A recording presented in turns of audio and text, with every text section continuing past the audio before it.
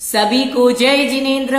पंडित दौलत राम जी द्वारा विरचित श्री छैड़ाल जी महान ग्रंथ में हम सभी लोग चतुर्थ ढाल के अंतर्गत सम्यक ज्ञान का विवेचन पढ़ रहे हैं और आज की कक्षा से हम लोग सम्यक चारित्र के महान स्वरूप को समझेंगे कि सम्यक चारित्र किसे कहते हैं। ये तो हम पूर्व में जान ही चुके हैं, आचार्य भगवंतों द्वारा ग्रंथों में हम समझ ही चुके हैं। अब यहाँ पर सम्यक चारित्र के भेद के बारे में यहाँ पर चर्चा करेंगे। उसके पहले अभी तक आपने चैनल को सब्सक्राइब नहीं किया है तो सब्सक्राइब कर लीजिए, बेल आइकॉन का बटन दबाइए ताकि हमारी जो अगली कक्षा का नोटिफिकेशन है वो आप तक पहुंच सके।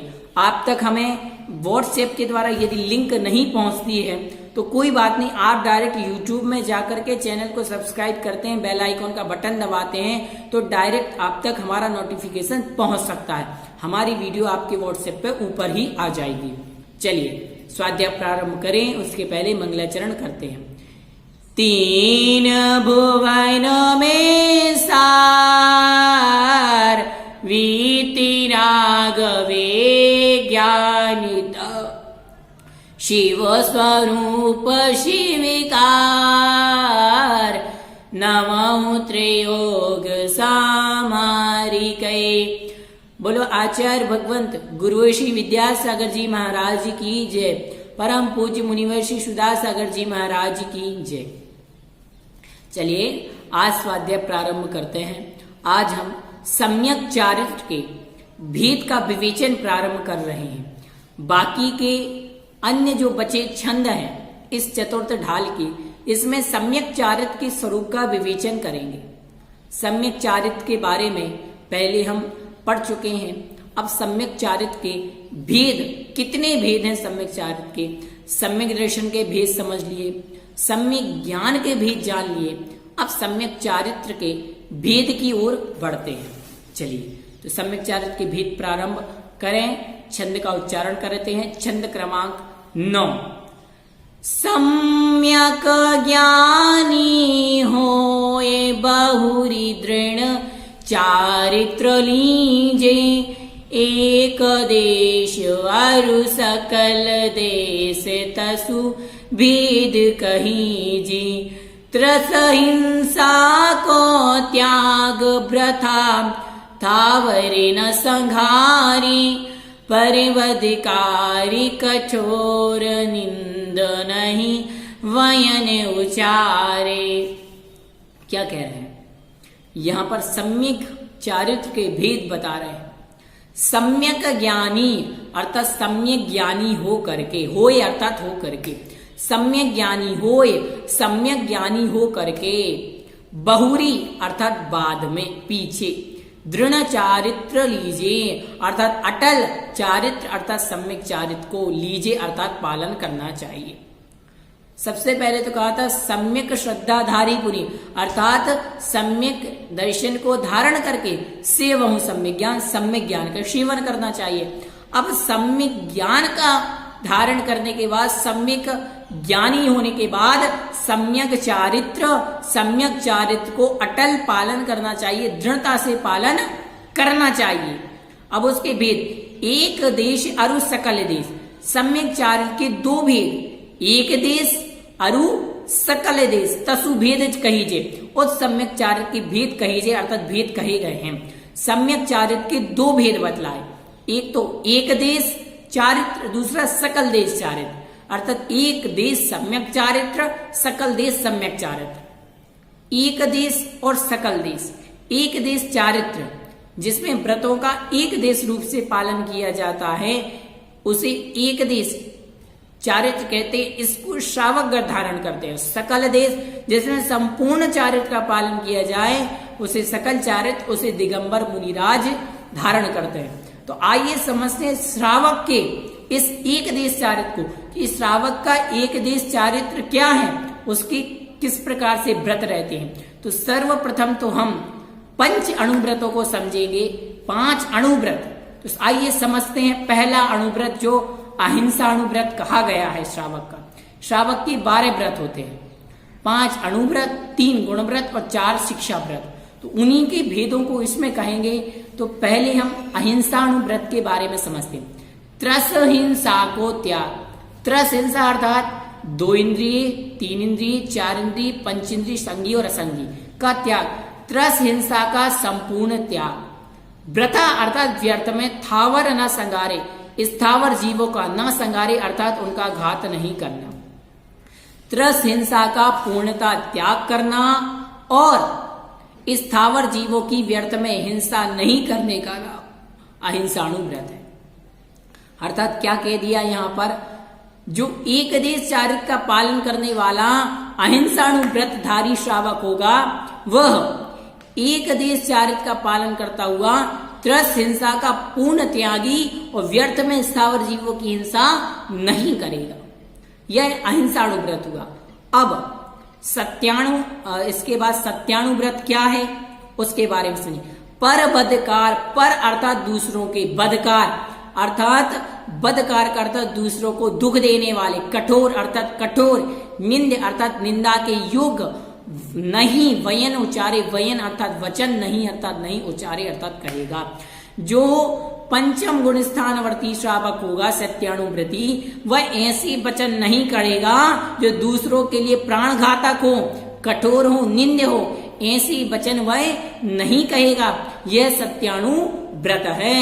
अर्थात सम्यक ज्ञानी होने के बाद पूरे का अर्थ समझते हैं, सम्यक चारित्र का अटल पालन करें और सम्यक चारित्र के 2 भेद, एक देश और सकल देश। एक देश में 12 व्रत को समझ रहे हैं जिसमें अहिंसाणु व्रत अर्थात त्रस हिंसा का पूर्णता त्याग और व्यर्थ में स्थावर जीवों की हिंसा नहीं करने का नाम अहिंसाणु व्रत है।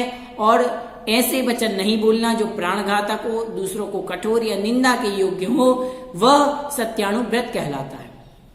आइए चलते हैं अगले छंद की ओर, उसमें शीर्ष अणुव्रतों को और दिग्व्रत के स्वरूप को समझते हैं। आइए श्लोक क्रमांक 10 का उच्चारण करते हैं। जल मृतिका बिने और नाही, कछु गहे अदत्ता, निज वनिता विनि सकल नारी सो रहे विरता, अपनी शक्ति विचार परिग्रह थोरो राखे, दश दिश गमन प्रमाण ठान तसु सीम न नाखी। जल मृतिका, आचार्याणु व्रत का लक्षण बता रहे, ध्यान रखिए। जल मृतिका, जल और मिट्टी के, बिन अर्थात बिना, जल और मिट्टी के सिवाय, जल और मिट्टी को छोड़ करके, और नहीं कछु गहे अदत्ता, और कछु अर्थात थोड़ा सा, गहे अर्थात ग्रहण, अदत्ता अर्थात बिना दिए। अर्थात जो पंचम गुण स्थानवर्ती आचार्याणु व्रत का धारी श्रावक होगा वो जल और मिट्टी के अलावा बिना दिए कुछ भी नहीं लेगा।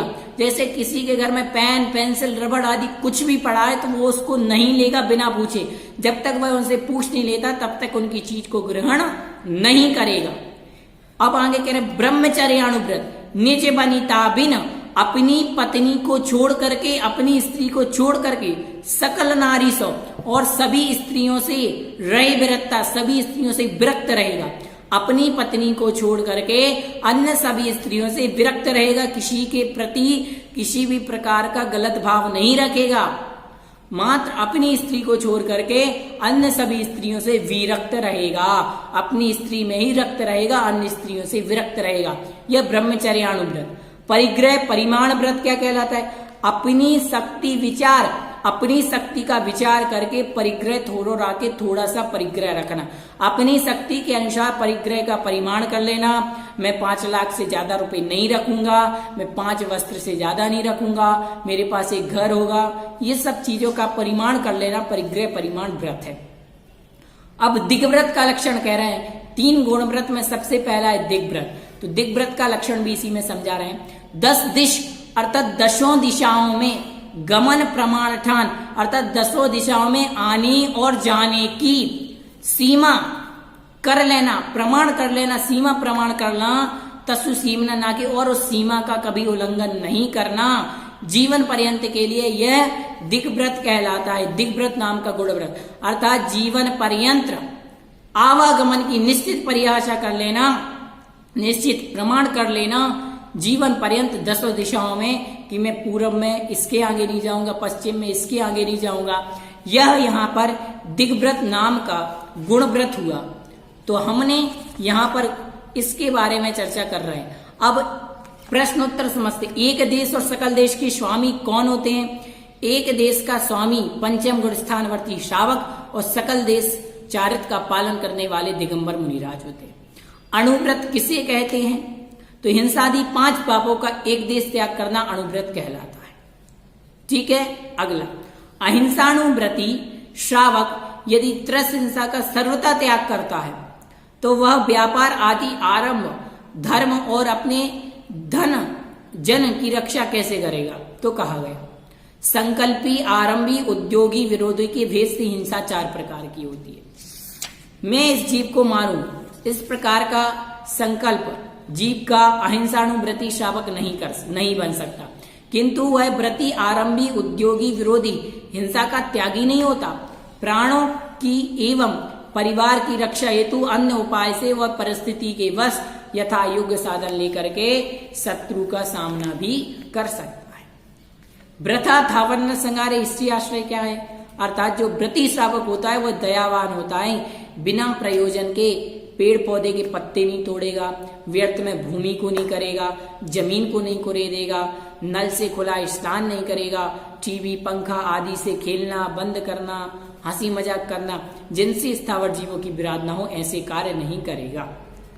अणुव्रती श्रावक किस प्रकार से मिट्टी और जल का ग्रहण नहीं करता?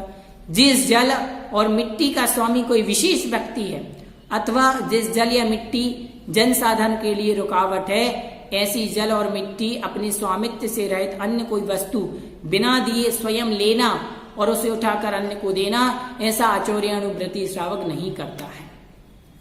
जैसे बिना आज्ञा खेती के लिए किसी की नहरों का जल नहीं लेगा, मिट्टी मोल बिकती है तो वह मिट्टी चोरी की है तो वह नहीं लेगा। इस प्रकार से ब्रह्मचर्याणुव्रती श्रावक की आवश्यक या अन्य कर्तव्य कौन से हैं?